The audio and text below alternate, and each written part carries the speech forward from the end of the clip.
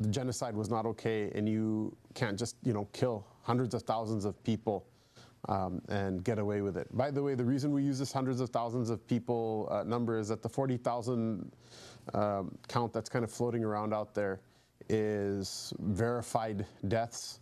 But they can't verify deaths anymore because there's no longer any hospitals operating. There's not a health department that's operating. These are this kind of stupid games they play on the media, which is one of the reasons that everybody assumes nowadays that the media is fake news, and it really is, and it always was. They'd say stupid things like, "Oh, these numbers are unverified. They're from the Hamas-run Gaza health ministry." The health ministry in a country is usually a bureaucratic institution. It's not really something that's all that political. At least in general, it is political, but only now and in America, in the conventional sense. Nothing's immune to politics, but generally, at least the idea is that it shouldn't be all that political. And so that, saying that it's Hamas run or whatever is kind of superfluous. A, it's superfluous, and B, it's just a way of trying to discredit what seems to be a pretty accurate count. Well, now that all the hospitals have been bombed to smithereens, doctors are getting killed, morgues don't have electricity, and there's complete chaos. And top that with the fact that you can't really count bodies that are buried under rubble. And you can't count bodies that are people who don't make it to the hospitals. The actual count is estimated in the mid 200,000s by the Lancet as of several months ago. So it's probably much higher than that. May Allah subhanahu wa ta'ala give help to the people of Gaza and now the people of Beirut, who are also being killed, and of Lebanon, who are also being killed right now, Christians, Muslims, Shia, Sunni, because of this idea that it's okay to just kill every Hamas because they're not human beings or whatever. Anyway, it was a red line. They crossed it. We did our part. We didn't have enough of the electorate in order to sway the election one way or the other. Now it seems that Trump won by a margin that was large enough that even if every Muslim had voted Democrat, they would not have been able to sway the election.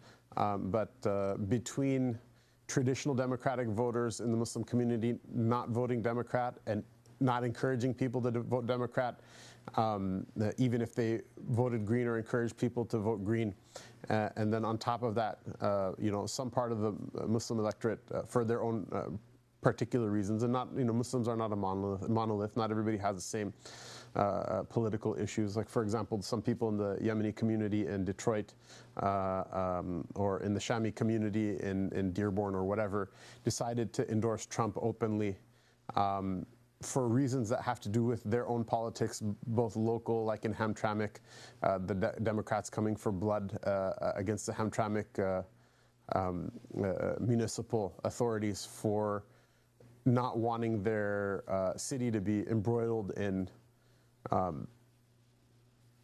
rainbow LGBTQ, RST plus politics, and just keep City Hall rather than about like gender philosophy or gender ideology.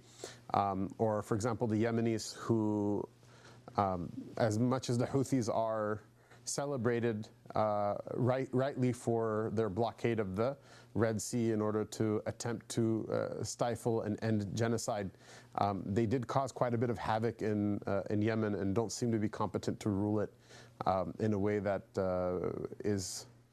provides the Yemenis with a good quality of life. For that reason, some of them endorsed Trump. At any rate, the point is, this election was such that if every Muslim had voted for Kamala, she would not have won.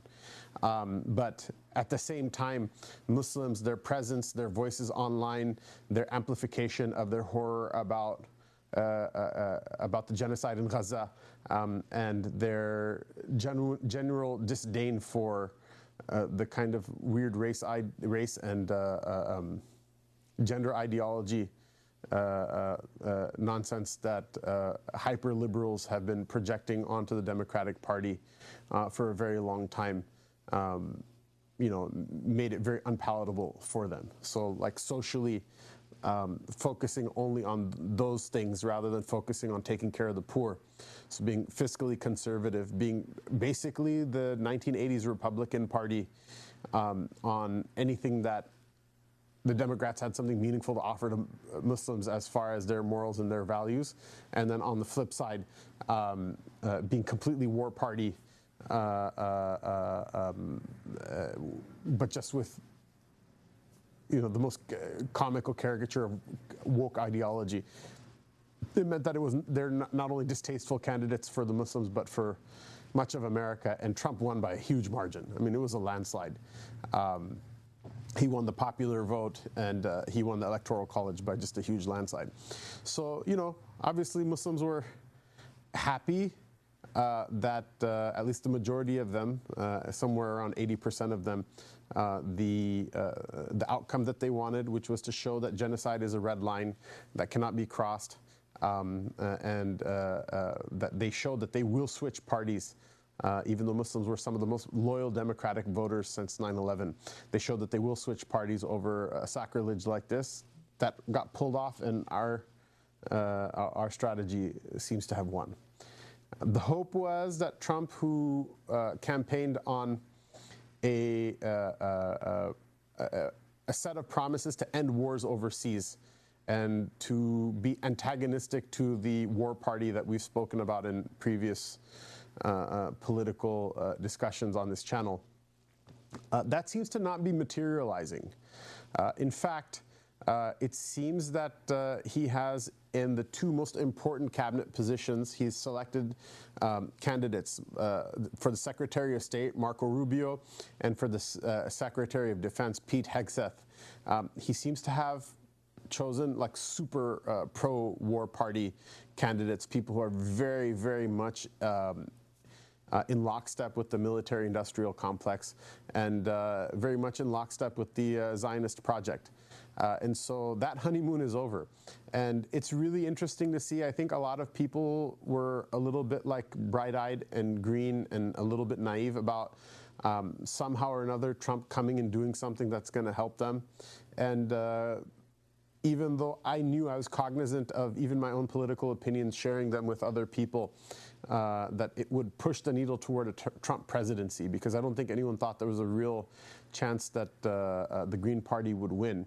In fact, the Green Party, the kind of smaller win that we were hoping for the Green Party, that they would get, at least 5% of the vote and then be recognized as a minor party federally. We didn't even get anywhere close to that. I think the Green Party got somewhere around 1% of the vote. They actually got less than they did last time around, which is kind of disappointing. In the sense that, people have to at some point vote what their conscience is. I think a lot of people have this idea that they're just throwing away their vote by voting for the Green Party because one of the other two candidates will win.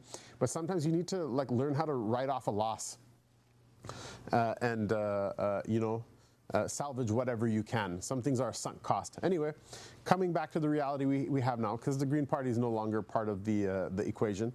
The Trump presidency seems to be going in the direction of basically the worst possible scenario. But I wanted to point out a couple of things for people's consideration. Why? Because reality is what it is. And just like every day brings a new change, every day also brings a new change in the world around us.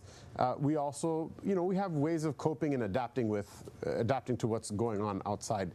And at any rate, understanding what the score is, it may not give us the power immediately to make the world exactly how we want it to be, but it also doesn't hurt. And it's something that we need to do constantly, and it's a habit that we need to form. Because I think for too long, many Muslims in America have kind of bought into a more Papuized and more super naive, for those of you who are not familiar with whatever Urdu idiom, vernacular Urdu idiom, just this like a super naive idea of what it means to live in America. I mean, we live here, it's our country whether we like it or not. I personally enjoy my life over here. I don't want it to be destroyed or disrupted. But at the same time, I know what the score is. I know a lot of things are wrong, but if we don't discuss those things, we're never going to be able to make it better. And مَا لَا يُدْرَكُ كُلُّهُ لَا يُتْرَكُ كُلُّهُ. The thing you can't like completely realize, you also are not allowed to leave incomplete. So coming back to this idea that I said, that it seems that Trump has this like maximalist pro-war party cabinet and military-industrial complex and Zionism cabinet. According to the rule that when you have a choice of hearing good news or bad news, always listen to the bad news first. Don't try to medicate yourself. Rather, bad news is what really has the ability to take you out and where the danger is. So you need to deal with that first, and you need to cope with that first. Probably, in my opinion, the worst of the bad news is the Secretary of Defense. America sits on this like huge military. It itself is the real United Nations of the world. It has outposts in hundreds of different places. There's no continent or region that's free of its outposts. It has floating outposts, the like destroyers that we have, which are in some ways, in terms of war, they're an outdated technology. When actual fighting occurs, the way like, you know, the ability to swarm a target with cheap drones probably makes them not all that effective in battle, but most of the time they're not in battle.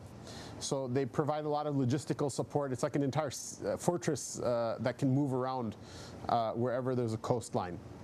So on top of that, you know, the Space Force, on top of that, the satellite technology from space to surveil what's going on top of that, the you know, the Air Force, and the fact that all the different branches of the military have, you know, aircraft and have surveillance technology, and the just sheer horror of the stockpile of weapons of mass destruction. The craziest of which are like types of nuclear weapons that people are not familiar with. All of that is, you know, to have someone who is not of even keel, not even minded, to have someone sit on top of that is pretty scary. And if you want to make a caricature of like the scariest person possible sitting on top of all of it, it's this guy Pete Hegseth. He used to be a Fox News contributor for quite some time. I listened to other, I guess, ex-Fox personalities on YouTube sometimes to hear news. Kind of like repentant ex-Zionist type figures, and they all say this guy is completely nuts. He's never met a war that he didn't like, and never met a war that he didn't want someone else to die in. He's been described as more Lindsey Graham than Lindsey Graham, and Lindsey Graham, if you've you know, been around, he's been a fixture in the Senate for quite some time, and other than his other deviant proclivities that have become kind of a running joke in Washington D.C., the man is completely in the back pocket of AIPAC, and completely in the back pocket of the military-industrial complex, and really there's no talk of war except for he's happy to go there. Pete Hegseth, on top of that, is a committed Christian Zionist, and so he doesn't believe in a two-state solution. He doesn't believe in a you know, he doesn't believe in any rights for Muslims at all in general in the world. He has been very open in saying that you know, Zionism is a necessary part of Western civilization. Someone once asked Gandhiji, right? A man that we don't agree with completely, but he was an important historical figure at any rate. Someone once asked him, what do you think about Western civilization? And he said, I think it's a good idea. Anyhow, Pete is definitely like highlighting the Gandhian paradigm of questioning whether such a thing exists or not, by saying that Western civilization, American hegemony, and Zionism are part and parcel and necessary for freedom in America, which makes no sense whatsoever. And you know, we'll get to why that's important. But at any rate, for now, what I wanted to mention about him is that he has gone on record as encouraging Jewish groups, both here, Zionist Jewish groups, I should clarify, both here and in Haaretz Israel, that that not only is the annexation of the West Bank possible and attainable in our lifetime, but also the building of the third temple, which involves the destruction of the current building in the Masjid al-Aqsa. Look, you cannot destroy the Masjid al-Aqsa, you can't destroy the Kaaba, you cannot destroy the Masjid al-Haram. Why? Because those are spiritual things. The bricks are not what make them what they are. And so somehow or another, this kind of like super violent maximalist position that the Zionists and that the kind of super neoliberal war hawks in America from the war party imagine and daydream about and have a kind of almost like erotic fixation on. It is based on this idea that somehow if we just kill everybody and torture the smack out of everybody and just destroy their lives and spill enough blood and break enough rules and just completely make life horrific for these like swarthy people, they'll finally give up and roll over, and then they'll say, okay, fine, we accept that what you're giving us is better than what we have. And I mean, it's not completely off base. I feel like most of the civilizations, if not every civilization in the world, with some few individual exceptions from some of them or all of them, in them they've all more or less rolled over and accepted Western ideologies, whether it's capitalism, whether it's communism, whether it's democracy, whatever, these kind of like Western pet ideologies as the only way forward, Western economies as the only way forward, the economic ideals as the only way forward. So there's like a lot of buzz about BRICS, this kind of like a bulwark against the G7, Russia, Brazil, Iran, etc., India. That somehow or another they're going to be a bulwark against the Western hegemony, EU and United States and Japan. And yeah, I guess they'll compete with them in some sense, but economically it's the same model. And I'm generally disposed to think that you're not going to beat them at their game. They're the ones who made the game in the first place. You're just going to have a cheap ripoff, which will somehow or another, I guess, erode at their market share. But they're always going to win ultimately because it's their game. They're the ones who wrote the rules for it. And so, coming back to this this fantasy that Pete Hegseth has and that he proclaims kind of shamelessly about ul-iyadhu billah, like destroying the Masjid al-Aqsa and then dispossessing the Muslims from its holy custodianship. And giving it to Zionists, because my understanding is in Rabbinic Judaism they're not even allowed to go there until the Messiah comes, the Mashiach comes and awards it to them, at which time it's not going to involve fighting anybody. Rather, their belief is that their Mashiach will come and that the Muslims will disassemble their mosque brick by brick and take it away, and that they'll themselves award it to them without any sort of fighting or violence, or at least this is what I've heard from several rabbis. At any rate, he's not about any of that. He's because of super maximalist position that he has about it. So it's kind of bad news that this guy sits on top of the most powerful, like devilishly, demonically destructive force in the history of mankind. It's kind of a problem. Then afterward, the other most important cabinet position is that of the Secretary of State. The Secretary of State will essentially be the American equivalent of the foreign minister, so he represents America abroad and overseas. And Marco Rubio, who Trump used to call, and I think aptly so, used to call him Little Marco. He's a very little guy. He's a huckster. He's a hustler. Basically, a very typical immigrant story of lying about your past, pretending that you were a refugee from the communist revolution, even though you left, your family left during Castro's, not before Castro's revolution, during Batista's rule. And basically using the infrastructure of the federal government of the United States of America as a way of settling personal immigrant scores that have nothing to do with the well-being of America's federal government or the state of Florida. But in that sense, he fits right in with AIPAC because he basically would be doing the same thing now for a master that pays more than his previous pet cause of capitalist oligarch Cuba. And so, not that I'm picking sides with the communists, but I'm just saying, you know, he's definitely clearly on one side. To note that much doesn't necessarily involve, you know, being pro Castro or pro communist Cuba, but that's basically what he is. And he's also been a complete like comedic caricature with regards to the genocide in Palestine. Medea Benjamin, a known activist, Code Pink, anti-war activist, and in general and in specific, very active. She was an older lady and very active in the anti-genocide movement. She kind of cornered Marco Rubio on his way into his office, and he made it very clear, all the killing of children, all the bombing of hospitals, all of it, it's all Hamas's fault. It's not, it has nothing to do with the actual people who are killing.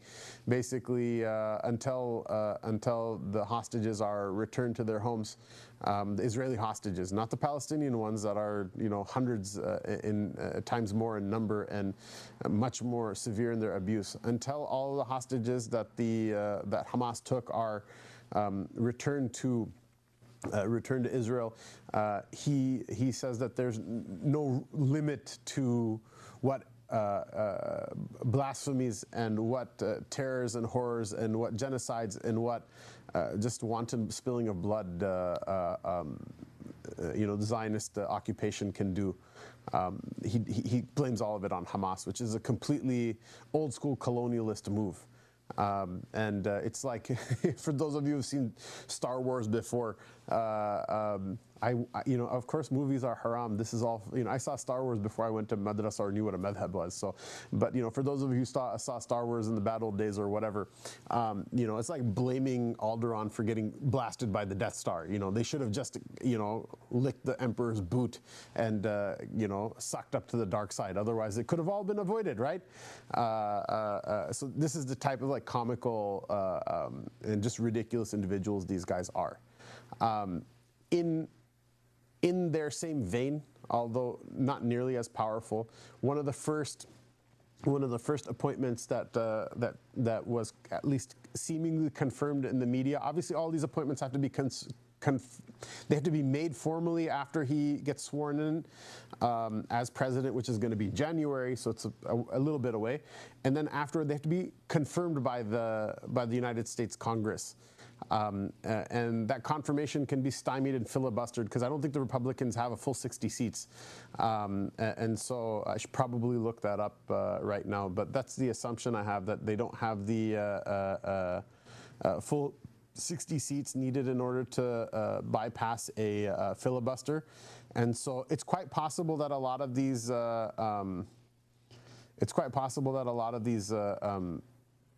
appointments can just get held up.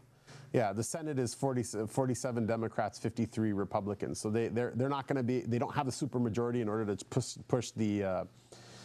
push all the nominees in. But, you know, the Republicans are better and more diligent about using numbers in order to stymie and hold up the government until Democrats give them what they want, whereas the Democrats usually roll over and give the Republicans what they want because they're the same party, but their tactics are different. The outcomes are the same. The theatrics are different, but the outcomes are the same.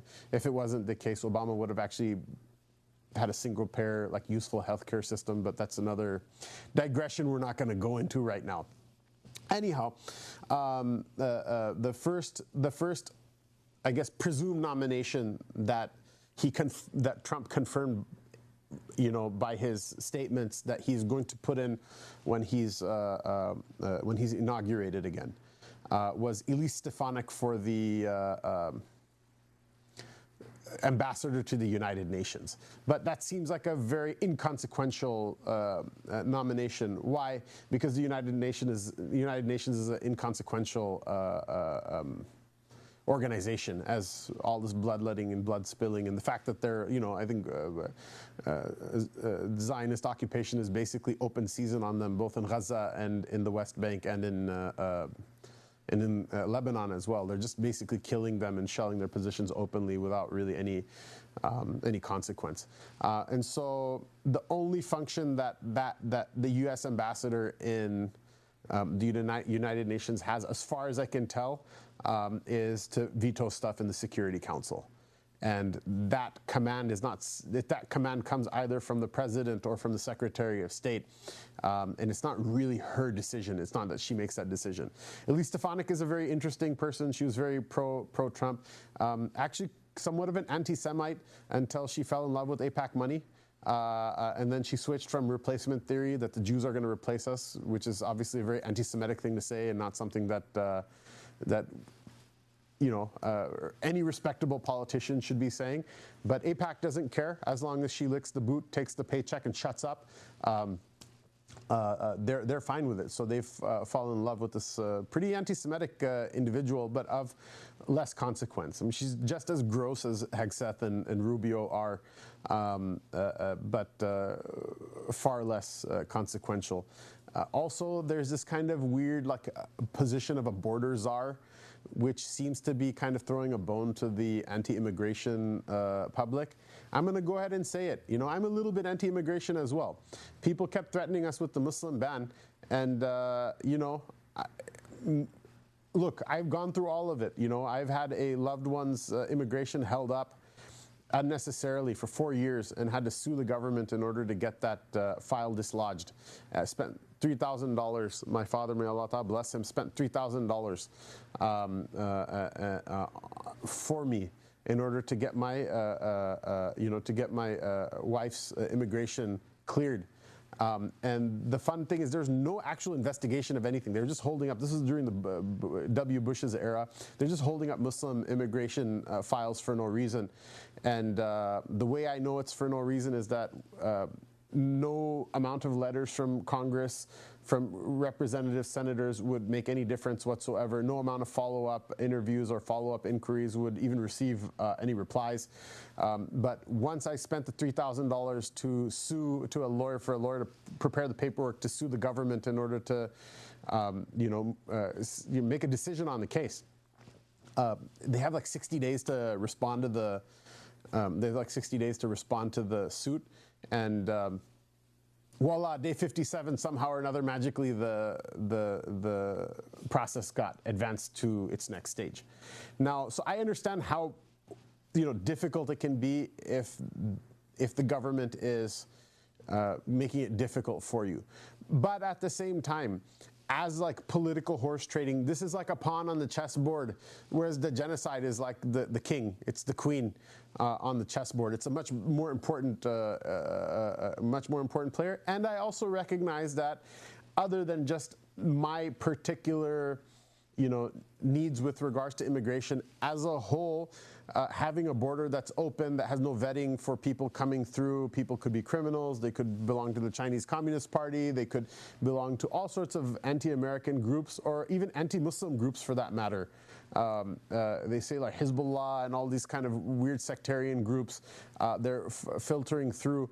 That's not necessarily good. To be honest with you, having open immigration in huge numbers is not even all that great if it's done legally. I mean, look at Canada.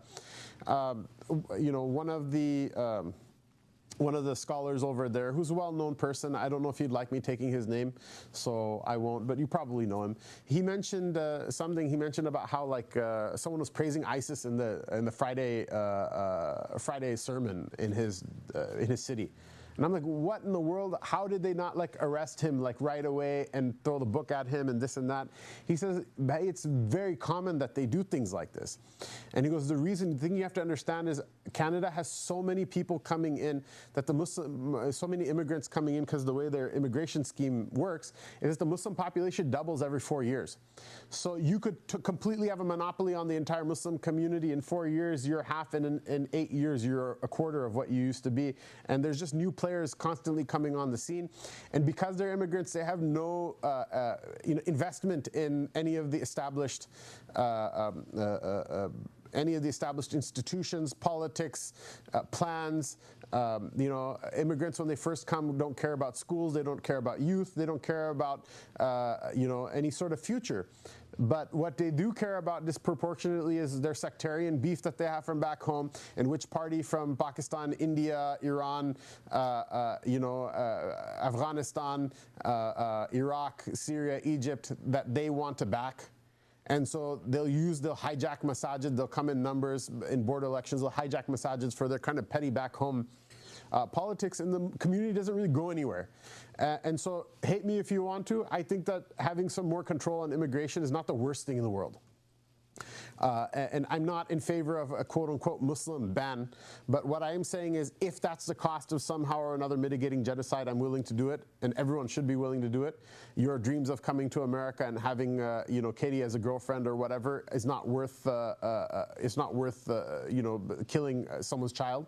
And B, it should be clear to everybody that just unmitigated wild immigration, whether it's illegal or it's legal, but in just huge numbers, it's going to cause havoc in a society that needs to have some modicum of cohesion in order to have a future.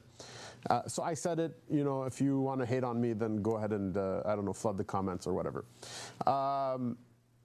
So coming back to the point about him appointing a border czar. Interestingly enough, it is a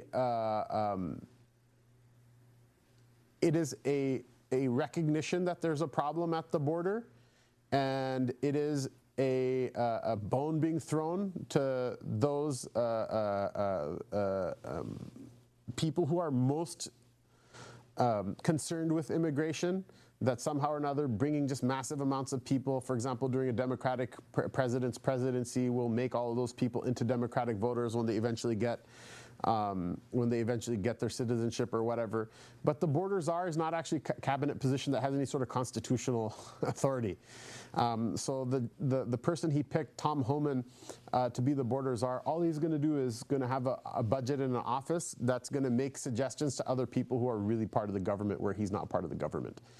And so that's basically that. Other picks that he made that are interesting. Robert F. Kennedy Jr., again, a very rabid Zionist, and somehow or another I feel like a devotee of the old Chabad rabbi, Menachem Mendel Schneerson, or whatever his name is, who is, I guess, the really creepy and weird head of state in Argentina, also seems to have basically joined that cult. He's somebody who's completely rabid Zionist, and he won't hear anyone and won't discuss it with anyone, even with his closest friends. But otherwise, he seems to have a healthy following by anti-vaxxers and people who are kind of fed up with the medical system. And look, I hate two types of people when it comes to lockdown: anti-vax and Abdul-vax. So there are some people who make love to their spouse, with the mask on, and then there are some people who, believe that Corona is a Chinese conspiracy and it's actually caused by 5G or whatever. And I think the truth is somewhere in the middle. So we'll see how any of these things play out. And finally, from the actual cabinet positions, a very interesting cabinet position is that of the Attorney General, Matt Gaetz, who's he's a Zionist, and he speaks up in favor of Israel, but I don't think he's taken all that much AIPAC money. And so people say that he's, in the kind of extreme spectrum, with Pete Hegseth being like kind of the most Zionist of the lot, or someone like RFK, even though his Zionism is kind of tangentially relevant to the foreign policy at best. Matt Gaetz doesn't seem to be that much of a Zionist. He's in the past called out the Mossad. He believes that Mossad was allowed to kill Jeffrey Epstein in his prison. I don't think anyone with half a brain would think that he actually committed suicide when he died. Rather, he kind of knew too much, and so his usefulness as a pawn in gathering incriminating evidence that can be used as leverage against American politicians in the service of Mossad, the Israeli intelligence, that he was compromised and he was going to give up too much information, so he was basically killed. And Matt Gaetz more or less went out and said that. So that wouldn't be something that someone who's completely in lockstep with the Zionist lobby would say. Ironically and interestingly enough, He is, although I think he's a lawyer, he's the attorney general. I think he's a lawyer, but I don't think he actually practiced for very long. He's never been a judge or like written anything. Just like, you know, every madrasa graduate is not like really a scholar. So, you know, if Mufti Taqi gives his opinion about something versus like the random, you know, Imam of Masjid Noor in like Armpit, Indiana, you know, maybe both of them are madrasa graduates, you know, and that's what's similar between them. They may have even graduated in the same class of the same madrasa, but they're not the same. So he's not really all this like legally oriented person. What he is, though, is somebody who's probably going to go after his democratic and liberal adversaries using the machinery of the office of Attorney General. Which everyone is going to like, you know, clutch pearls about, but I think is kind of par for the course when it comes to politics. And, you know, we'll see how beholden he is to, to this kind of AIPAC lobby war party slash pro-occupation, you know, weird conglomeration of influences, because he does seem to be somebody who in general, like for example, he wanted to free Edward Snowden. He doesn't seem to be a free speech advocate. Interestingly enough, Donald Trump just recently made a statement about when he becomes president, he's going to one of the first things he'll do is he'll call up every head of a university and tell them, you better get a handle on all of this pro-terrorist, anti-Israeli, anti-Semitic speech. And what he considers anti-Semitic is not anti-Semitic, it's anti-occupation, anti-Zionist, anti-genocide speech, like these students bravely protesting against the killing of children. He said, you're going to have to shut it all down. Otherwise, I'm going to get your accreditation revoked, and I'm going to get your funding revoked, and I'm going to this to you, and I'm going to that to you, and miracles will happen when the money is pulled. Then no one's going to, then all of a sudden everyone's going to fall into lockstep. What's the problem? First of all, the accreditation of universities isn't by the federal government anyway. It's by non-governmental regional bodies. So I don't think he can get accreditation pulled. The second thing is that it's one of his stated goals, and he probably won't be able to pull it off, but it's one of his stated goals to actually defund the Department of Education. So how can you threaten to pull money that you're going to pull anyway? It's kind of dumb, which leads me to,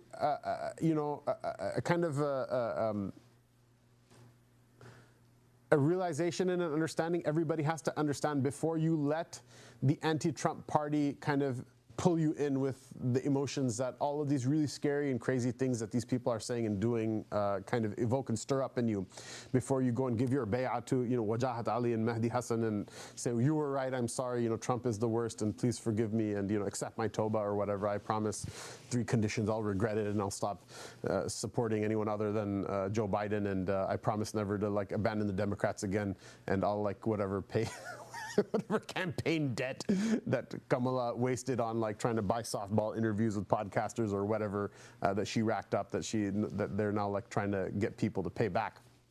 Before you do that, when talking about the annexation of the West Bank has been annexed for a long time. The only difference is that they haven't said anything. It's just like moving the embassy to Jerusalem. It's a completely verbal issue.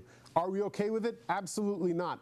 How much does it change in terms of facts on the ground? Very little. In terms of the idea of destroying the Masjid al-Aqsa and building a temple on top of it, or somehow enforcing these radical pro-Zionist anti-free speech laws, if they could have done it already, they would have done it. There are reasons that these things haven't happened yet. They have to do with markets, they have to do with politics, they have to do with military issues, they have to do with all sorts of complex networks. And I'm not saying that it's not possible or that we should ignore it. I'm just saying it's one thing to tell somebody you're going to do something, it's another thing to actually have the ability to do it. So just like his threats against the university heads, it's imagine if a politician promised, if you elect me president, I promise every water fountain in America will have Coca-Cola coming out of it, within the first week of my election. It's one thing to promise. Logistically, it's impossible for a person to make happen, or at least very difficult. And so I think a lot of these promises are kind of like that. And on top of that, And I'm getting the time because it's Maghrib over here, so we don't want to go off too much. On top of all of that, it's logistically very difficult and rationally possible, but like practically impossible to pull all of these things off. They're just promises that people make, and Trump is one of the loosest politicians when it comes to making stupid promises that he himself probably might possibly know are impossible to make, like, I don't know, building a wall on the border, the entire border with Mexico, and getting Mexico to pay for it. And you make the promise and it just goes off into the wind. Even if he has every intention to do, to execute on these promises, we have a Senate that's hung, in which filibusters can occur. And there are people who will lose money when the Masjid al-Aqsa is destroyed. Why? Because the thrones of all of the Gulf states, the thrones of Jordan, the thrones of Morocco, and the presidential palaces that are sat in by generals and autocrats all over the Arab and Muslim world will be shaken by such a move. People will not digest something like that. They're already grumbling on a daily basis. Many totalitarian countries in the Muslim world, they literally allow the imams to make dua for the people of Gaza, not because they want to allow it, because they've tried to ban it and it causes unrest. And so at least hearing the duas for the Nusra of the Mujahideen and for the Mustada'afin is enough to let out a little bit of steam and pressure from the system. And so,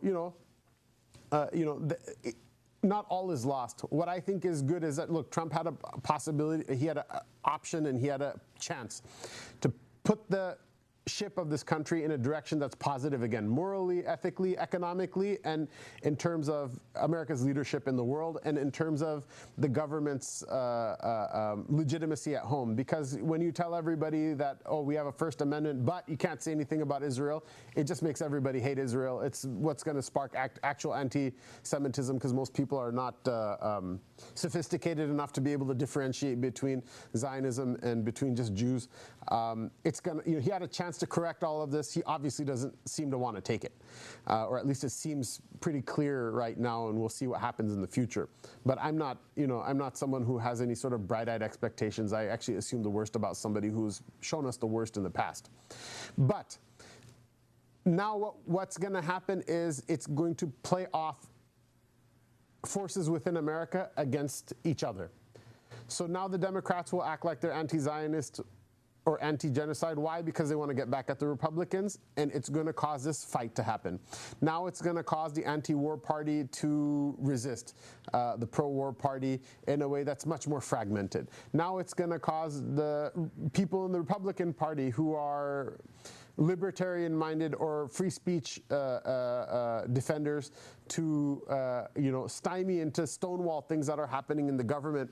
All of this fracturing is going to be such that it makes the government much less efficient at doing evil, and it opens, inshallah, a further chance in 4 years and 2 years, and in 1 year for the gubernatorial elections, and 2 years for the midterm elections, and then in 4 years for the next presidential election, to show people that this is not a way forward, because the government will lose even more legitimacy, the media will lose even more legitimacy, the dollar will lose even more value economically, will be in a even worse position.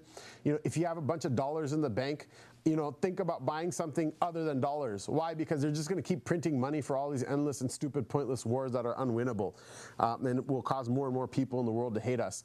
And so you should, know the direction in which the ship is headed. There were a couple of other appointments I wanted to speak about.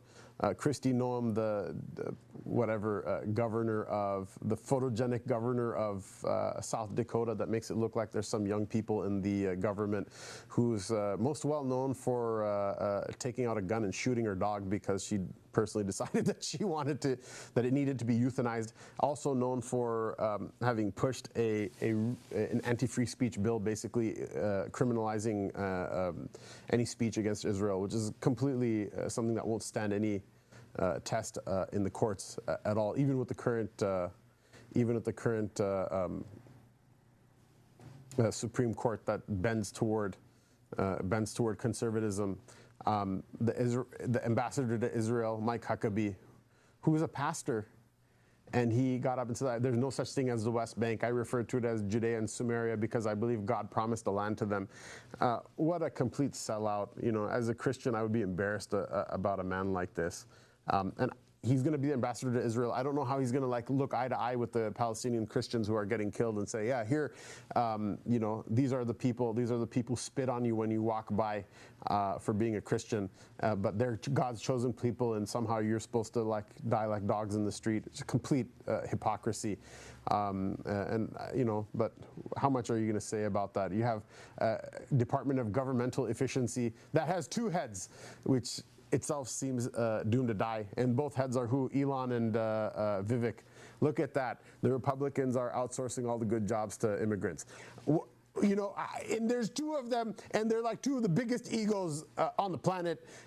And so how are they going to coordinate any of this? How is this going to result in any efficiency? Lord knows best.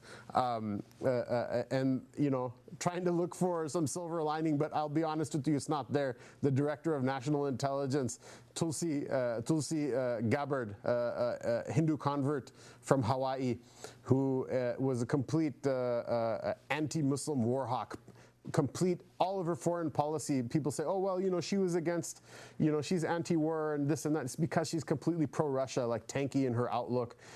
She was pro-Assad, anything in the kind of Russian tanky orbit. She seems to have been anti-war when it come to any of those things, but when it comes to Islam, she seems to be very pro-Modi and Hindutva in her outlook, which is really kind of weird. It doesn't make a lot of sense to me, but here we are. And so this is what we have. So what are you supposed to do with all of this? Think about your dollars. Think about your business. Think about how you talk to other people. And remember, a majority of people, once they understand these things, are not okay with them. And the landslide that brought Trump is going to be the landslide that hates all of this nonsense. So take heart, have some dignity, be careful and savvy about how you speak, but don't be afraid of anything. Look, it's Friday, mashallah, the Maghrib just came in. Make sure to read your Surah Al-Kahf every Friday. Make sure to send your salawat and salam on the Prophet sallallahu alaihi wasallam. Keep saying your prayers and keep in tune. Keep your heart in the game and your ruh in the game, and keep your mind in the game. And be careful about what you do with your pocket and what you amplify. Keeping your head in the sand is not going to help anybody. Allah subhanahu wa ta'ala give all of us tawfiq. If you enjoyed any of this content or found it beneficial, you can always support us at ribat.org/donate, where we teach prophetically mandated knowledge, hadith, fiqh, aqidah, tasawwuf, according to the model of the Kitab and Sunnah, the purification of the heart, and try to be a lifeline for those people who are trying to make sense of their life and make sense of their Islam in the world in a very turbulent and difficult time. So feel free to support there, or otherwise there are no cost ways of supporting. Consume the content, listen to it. If you like it, subscribe to the YouTube account and turn on the notifications so that you can see when new content happens. I feel like such an idiot saying it because I heard so many people say in the past, but here we are. This is how you can support it if you want to support it, and share with other people if you found it insightful. Barakallahu feekum wa sallallahu tabarak wa ta'ala wa sallam ala sayyidina Muhammad wa ala alihi wa sahbihi wa sallam ajma'in wa bi barakati salati wa salami alayhi ya hayyu ya qayyum bi rahmatika nastaghithu aslih lana sha'nana kullahu wa la takilna ila anfusina tarfata 'ain wa sallallahu ta'ala وسلم على سيدنا محمد وعلى آله وصحبه أجمعين والسلام عليكم ورحمة الله وبركاته.